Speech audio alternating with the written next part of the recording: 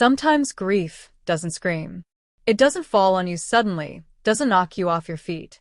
It simply lives inside, quietly, heavily, like a stone on your chest. 7 months had passed since Maria's mother died, but some mornings it felt like it had happened yesterday. She'd only open her eyes, and the first thing she felt wasn't awakening, but loss. Maria was 28. She lived in the small town of Kostroma, in an old house with high ceilings and creaky floors. The house was cold in the winter and stuffy in the summer, but the rent was cheap. That was the main thing. Maria earned money by painting commission portraits and occasionally designing window displays for small shops. The money was barely enough to live on, but she'd long since gotten used to it. She didn't know how to ask, and she didn't know how to complain.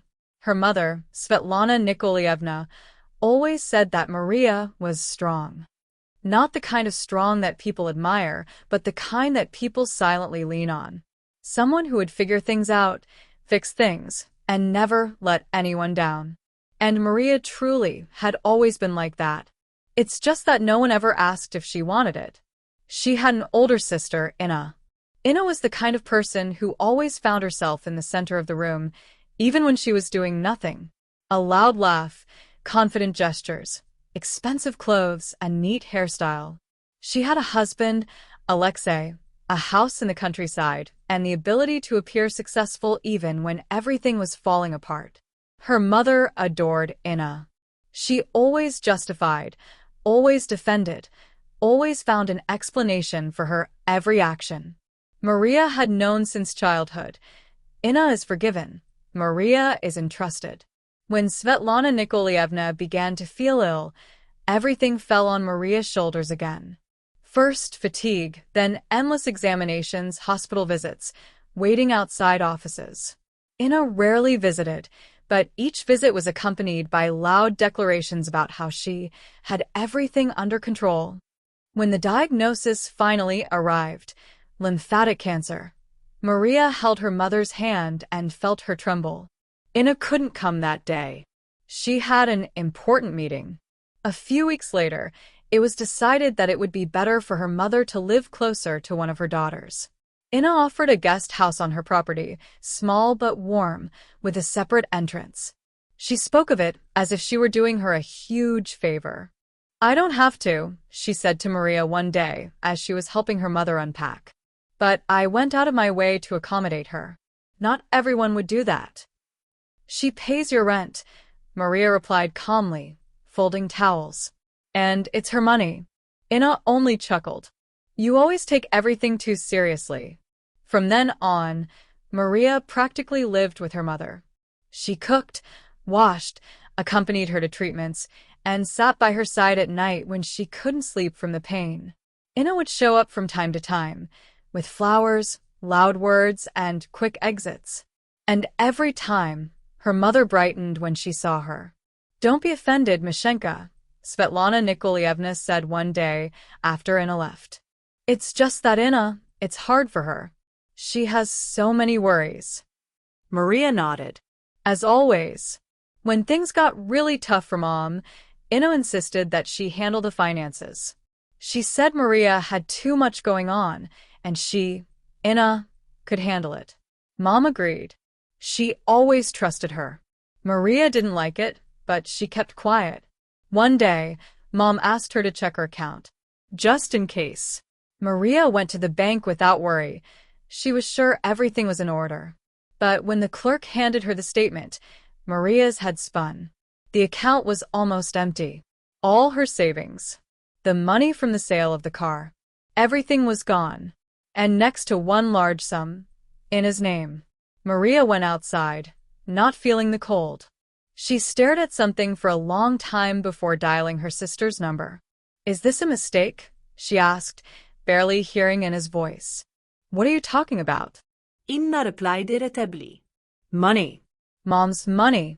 You withdrew it." There was a pause. "I borrowed it," Inna finally said. "Don't start, okay? It's temporary." "Borrow it." Maria's voice trembled. Without her knowledge, she would have agreed anyway. And anyway, she couldn't be bothered with that now. Maria realized then this wasn't just a betrayal. It was something much deeper and more terrible. But she still didn't tell her mother, because she loved her more than she hated Inna, and because she couldn't even imagine how she would live if the truth came out.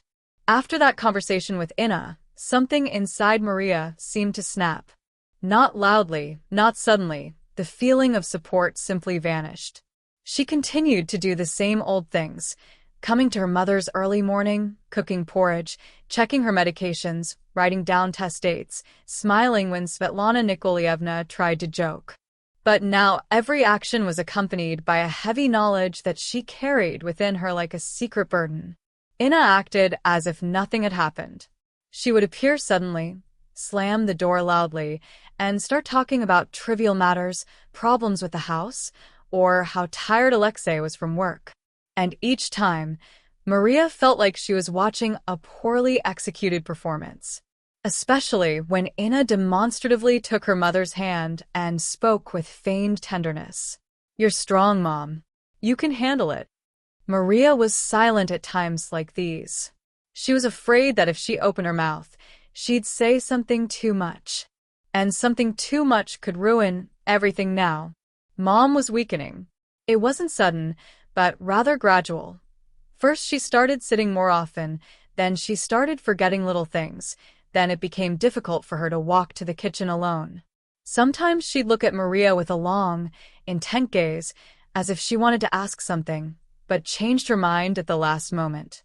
One evening, after Inna had left, Svetlana Nikolaevna quietly said, "Masha, you're not hiding anything from me, are you?" Maria froze, holding her mug. "Why do you think that?"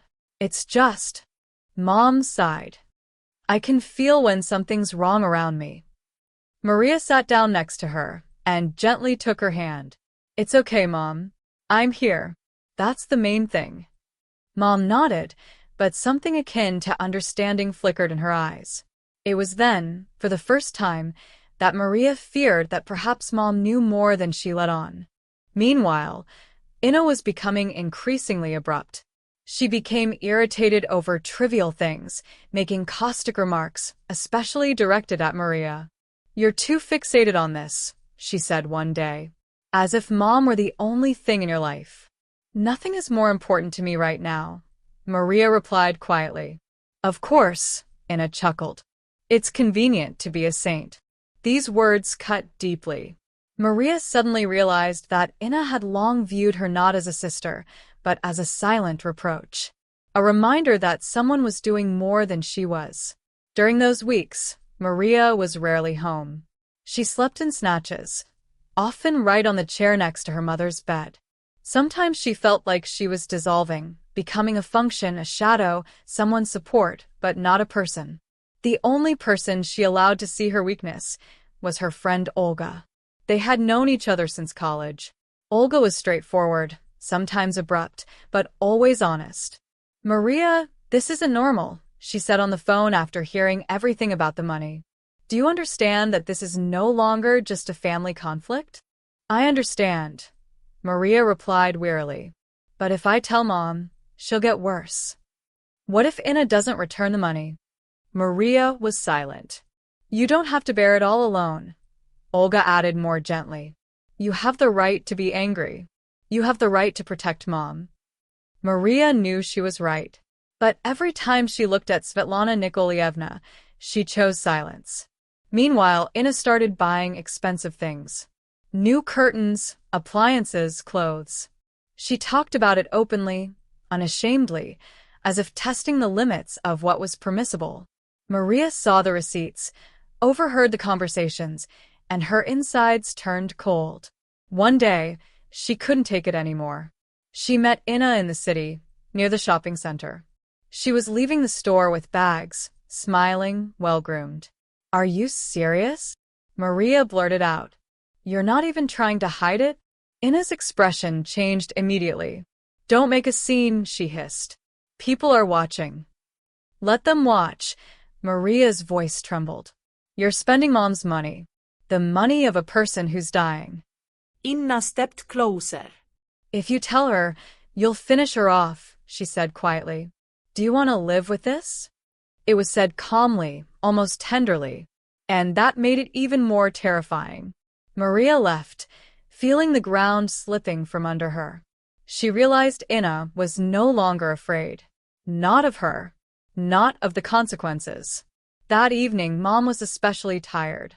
She barely spoke, only holding Maria's hand. "You're a good daughter," she said suddenly. "No matter what happens." Maria couldn't hold back her tears. She turned away so her mom wouldn't see. She didn't yet know that this would be one of the last such evenings. That the time she had tried so hard to hold on to was already slipping away. And that the truth she was afraid to speak would still find a way to emerge. The last weeks of Svetlana Nikolaevna's life were like a drawn-out farewell that no one spoke aloud. The house seemed quieter, footsteps more cautious, voices more subdued. Even the clock on the wall ticked somehow more gently, as if afraid to upset the delicate balance. Maria hardly left her mother's side. She had learned to understand her without words, by her breathing, by the barely noticeable movement of her fingers, by a glance that sometimes lingered longer than usual. At such moments, Maria felt as if her mother was looking not at her, but through her, as if she saw something further than this room, this house, this life. Inna's appearances became less and less frequent, but each visit left a heavy aftertaste. She grew irritated if her mother didn't respond to her words, angry when the attention wasn't on her. Maria increasingly caught herself thinking that Inna was competing even with her illness for the right to be in charge. "She doesn't listen to me at all," Inna complained to Alexei one day in the kitchen, her voice still high. "I talk to her, and she only looks at Masha." Maria pretended not to hear. She had long since realized that any words were useless now. One day, Olga literally forced Maria to leave the house. "You'll burn out," she said, looking at her gray face and dull eyes. "You won't help Mom if you collapse yourself." "I can't leave," Maria replied. "What if?" "What if what?" Olga interrupted softly. "You're not God. You're human." That day, Mom felt relatively calm. Inna was supposed to come over that evening. Maria hesitated for a long time but finally agreed to go out, just for a couple of hours. Just to walk. Just to breathe. She went to a yoga class at a small studio on the outskirts of town. It was quiet, smelling of wood and lavender. For the first time in a long time, Maria allowed herself to close her eyes and focus on her breathing. Her body ached, but for a few moments, she felt lighter inside. When the class ended, she turned on her phone. 5 missed calls. Her heart sank. The voicemail was from Inna. "Maria, it's Mom." Her sister's voice trembled, but it sounded not panicked, but angry. "She's gone. I was here. And you weren't. You should have been here." Maria didn't remember how she got back. The streets merged into one gray strip. People passed by, and inside, it was empty. Absolutely. In the house, Inna sat on the sofa, clutching a handkerchief. Alexei stood by the window. When Maria entered, Inna looked up at her. "Where have you been?" she asked coldly. Maria didn't answer. She walked past into the same room. Mom lay quietly, as if she'd simply fallen asleep. Maria sat down next to her and took her hand, cold, motionless. "Forgive me," she whispered. "Forgive me." Inna stood in the doorway. "If you were here," she said quietly, "maybe everything would have been different." These words cut deeper into Maria's heart than any scream. Inna had arranged the funeral. She had taken charge of everything, the church, the guests, the organization. Maria didn't argue. She had no strength left. There were many people at the funeral. Svetlana Nikolaevna was loved.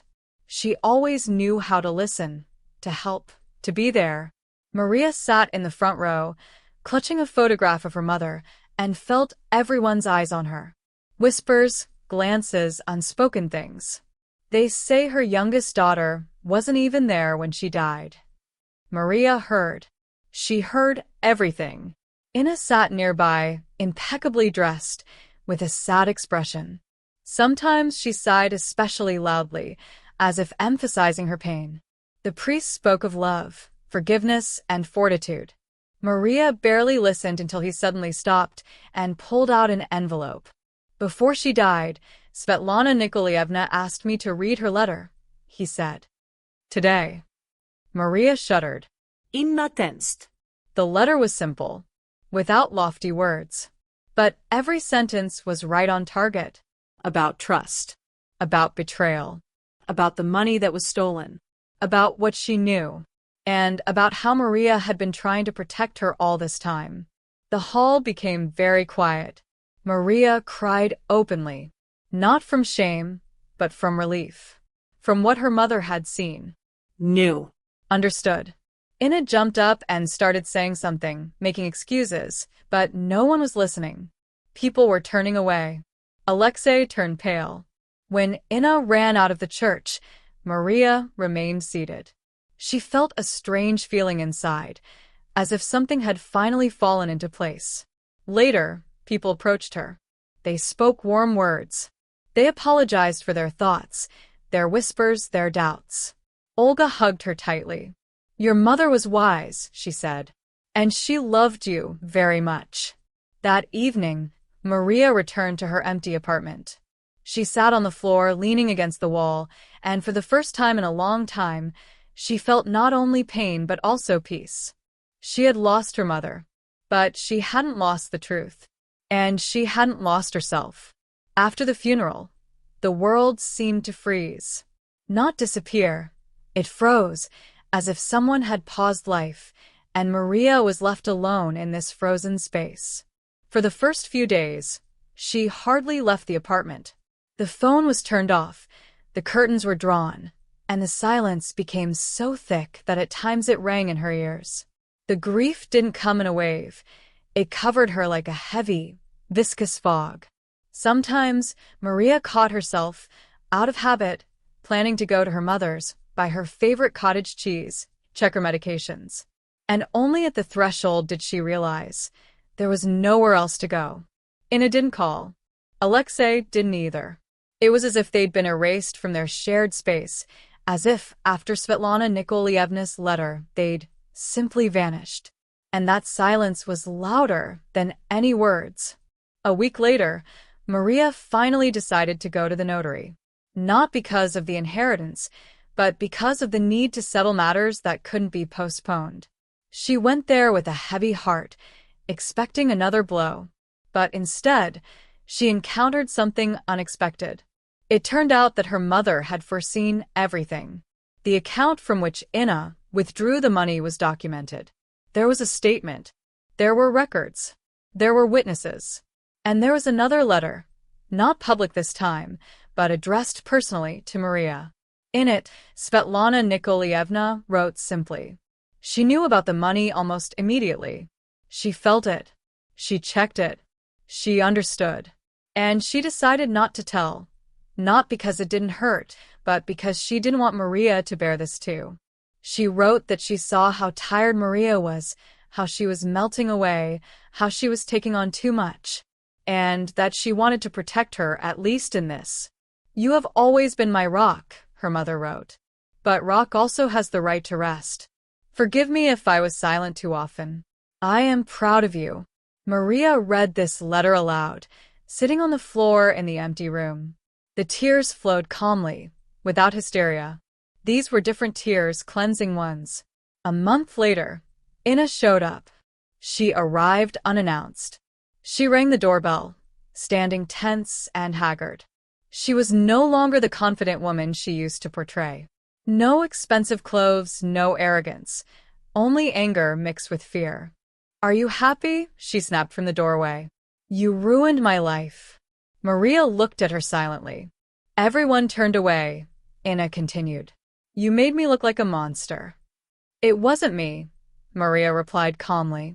You did. Ina pressed her lips together. You could have stopped it. I've been stopping everything for too long, Maria said. Including myself. Ina left, slamming the door.